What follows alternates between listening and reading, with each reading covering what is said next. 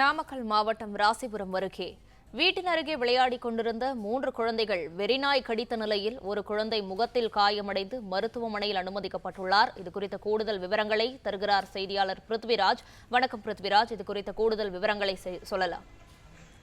நாமக்கல் மாவட்டம் ராசிபுரம் அடுத்த வடுகம் ஆதி திராவிடர் காலனியில் சாலையில் குழந்தைகள் விளையாடிக் கொண்டிருந்ததாக கூறப்படுகிறது. சாலையில் விளையாடிக் கொண்டிருந்த தேஜேஸ்வரன், பிரியதர்த்தினி, யாகவீர் ஆகிய 3 குழந்தைகளை வெறிநாய் கடித்து குதறியுள்ளது.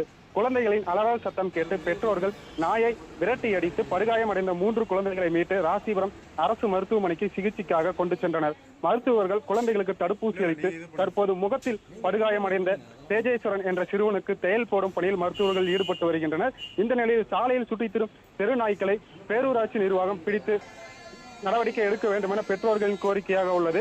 இதுகுறித்து மாவட்ட ஆட்சியர் உமா அவர்களிடம் கேட்டபோது அப்பகுதியில் சுற்றித் திரியும் நாய்களை பிடிக்க அதிகாரிகளுக்கு உத்தரவிட்டதாகவும் குழந்தைகளுக்கு முறையாக சிகிச்சை வழங்க மருத்துவர்களுக்கு அறிவுறுத்தியதாக தெரிவித்தார்.